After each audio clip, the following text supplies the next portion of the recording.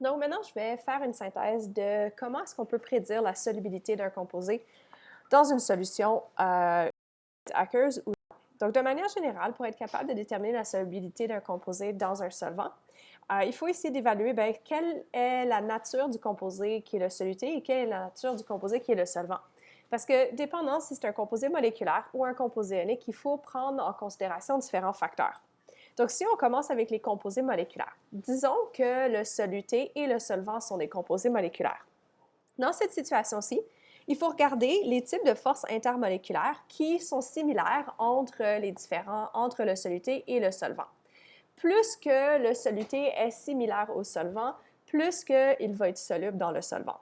Donc, par exemple, si on regarde le tétrachlorure de carbone, c'est un composé moléculaire parce que c'est seulement fait de non-métaux et ça va être un composé moléculaire qui va être non polaire. Parce que malgré le fait que la liaison carbone-chlore est polaire, c'est un composé qui a un atome central, 4 atomes périphériques, donc, et que les 4 atomes sont les mêmes atomes. Ça veut dire que peu importe la polarité de la liaison, les moments dipolaires vont s'annuler, ce qui va faire que cette molécule est non polaire.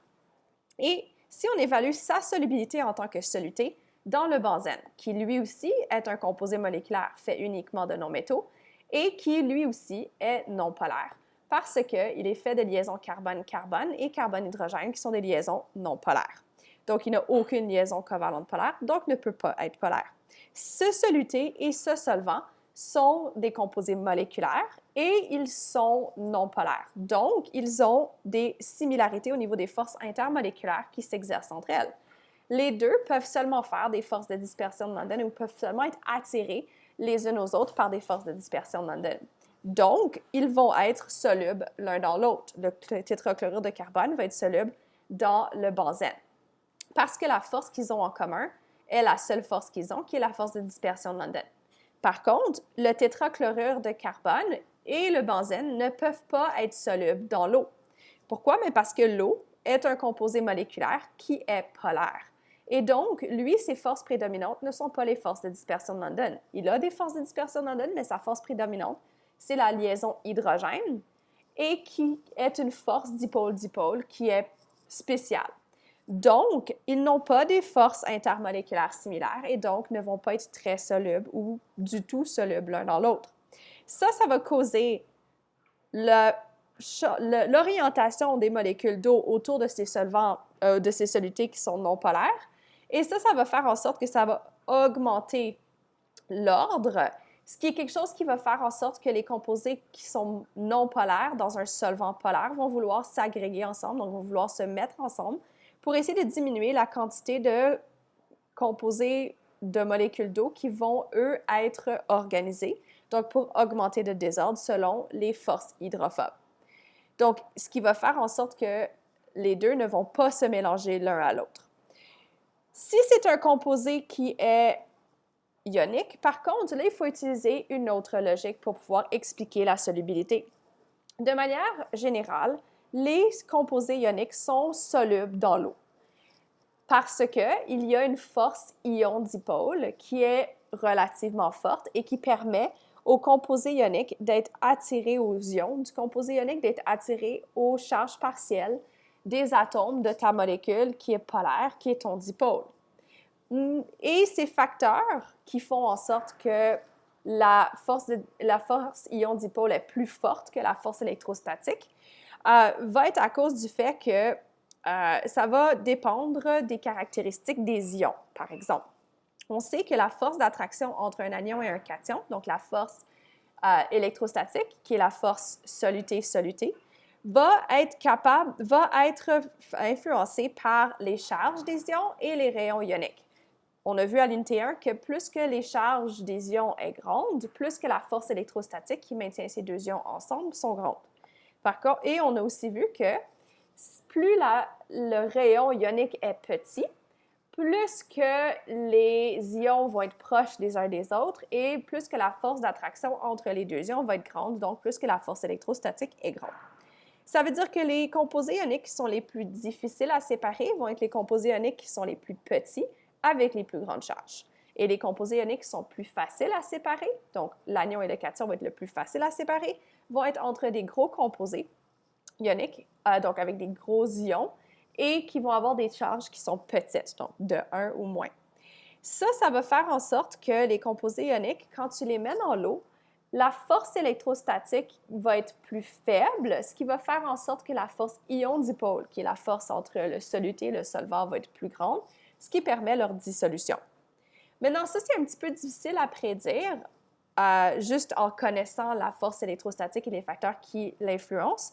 Donc, dans cette situation-ci, il faut consulter le tableau de soluté qu'on a vu à l'unité 2.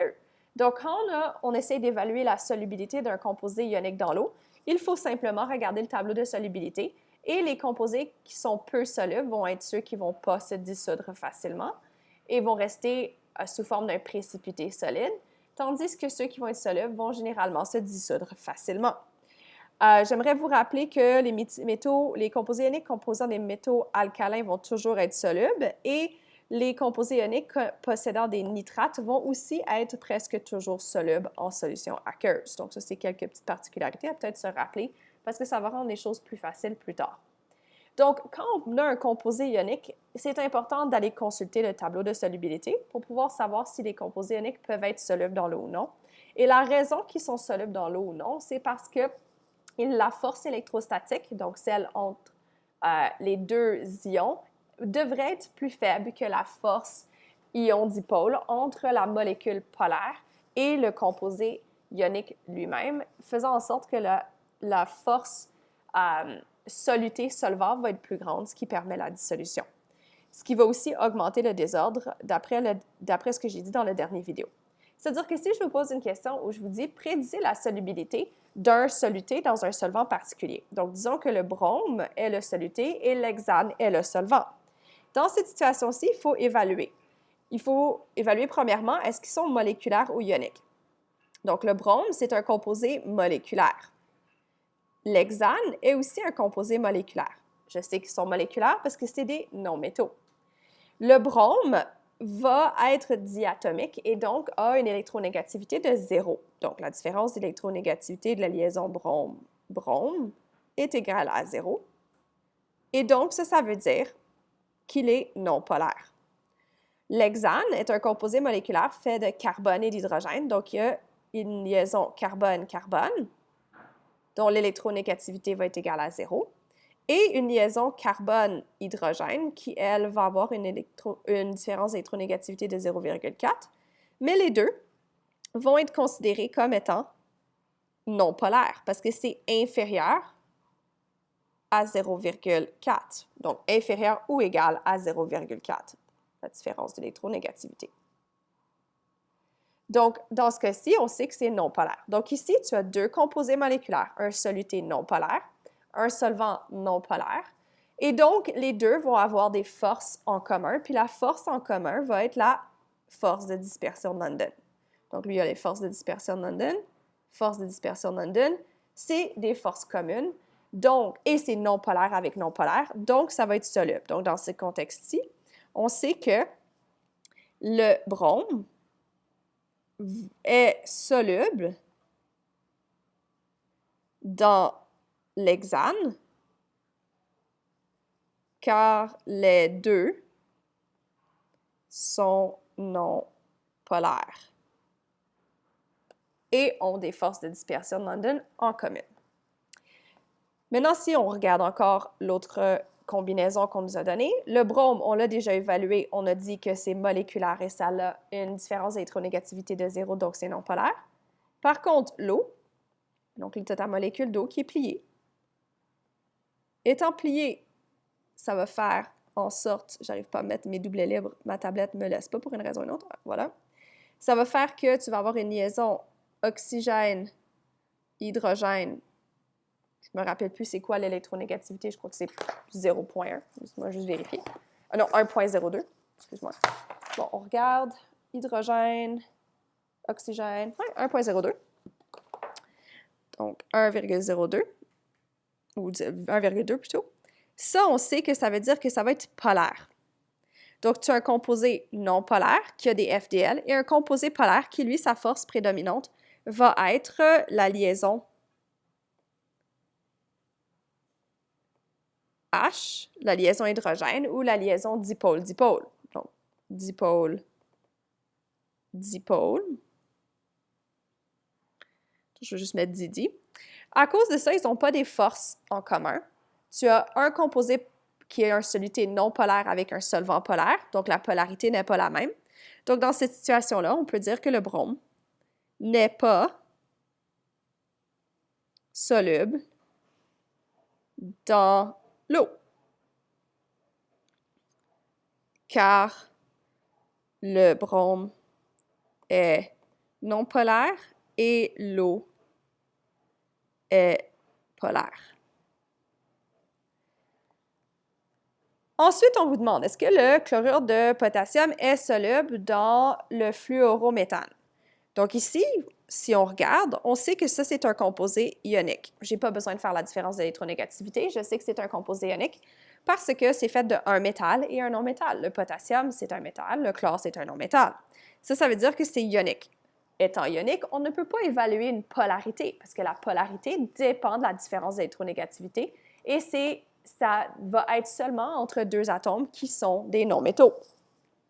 Ici, tu as un composé qui est moléculaire. Pourquoi? Parce que c'est seulement fait de non-métaux. Maintenant, il faut évaluer la polarité de ce composé moléculaire parce que pour qu'un composé ionique soit soluble dans un composé moléculaire, il faut que le composé moléculaire soit un dipôle, donc polaire, pour que la force ion-dipôle permette la dissolution du composé ionique. C'est-à-dire que si ça, c'est non polaire, le composé ionique ne peut pas se dissoudre dans ce composé. Par contre, si on regarde dans ce cas-ci, on peut dire, OK, le fluorométhane va avoir du fluor et 3 hydrogènes.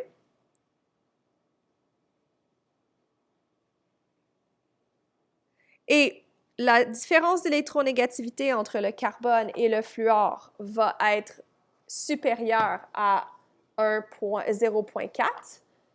Maintenant, la valeur, je peux toujours la déterminer maintenant. Il faut que je sorte mon tableau périodique. Carbone avec le fluor, ça fait 1,4. Donc, 1,4. Donc, la différence d'électronégativité de la liaison carbone-fluor est égale à 1,4.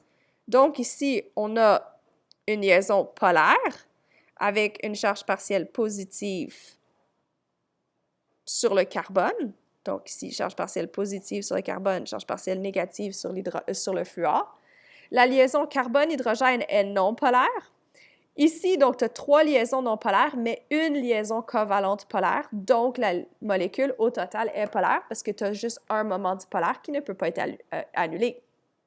Donc, ici, tu as un composé ionique dans un solvant qui est polaire. Donc, on peut prendre pour acquis que le chlorure de potassium est soluble dans le fluorométhane car une force ion-dipôle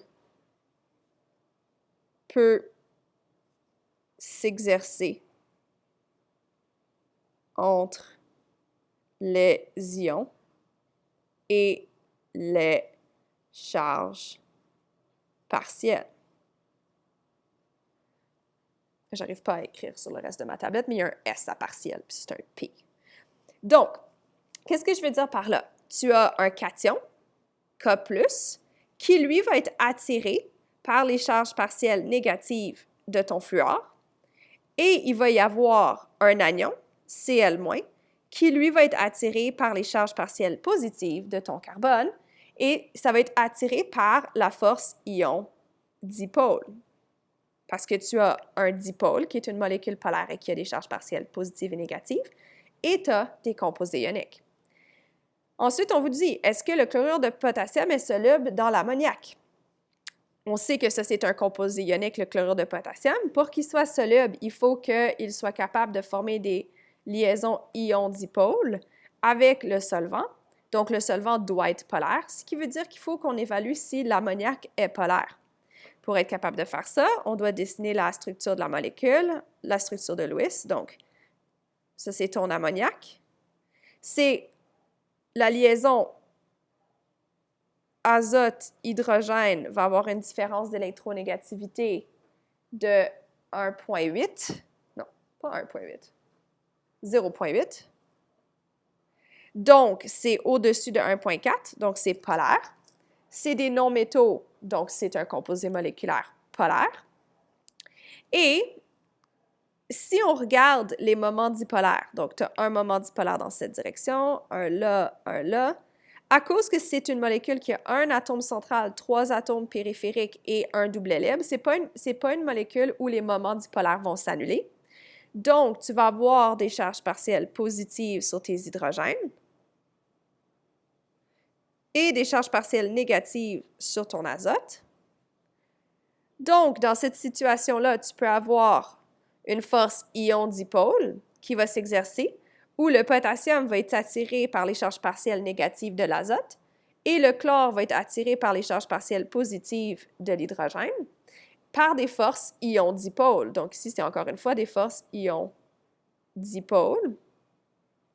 Et donc, je peux juste remplacer ici cette phrase-là où je dis le chlorure de potassium est soluble dans, puis ici, on peut aussi dire et l'ammoniac. Donc, et N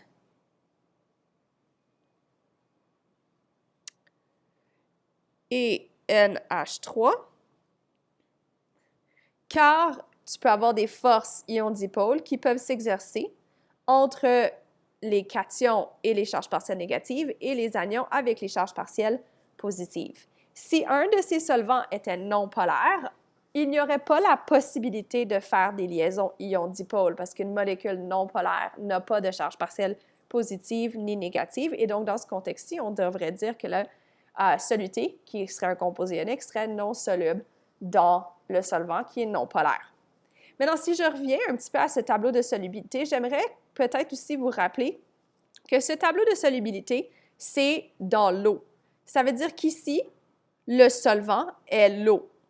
Et ce ne veut pas nécessairement dire que tu peux te servir de ton tableau de solubilité dans les contextes où ton solvant n'est pas de l'eau. Par contre, si le solvant est l'eau, le tableau de solubilité devrait suffire pour pouvoir prédire la solubilité. Par contre, si le solvant n'est pas de l'eau, ceci est la façon qu'on doit se prendre pour essayer d'estimer la solubilité d'un composé dans le solvant qui serait polaire.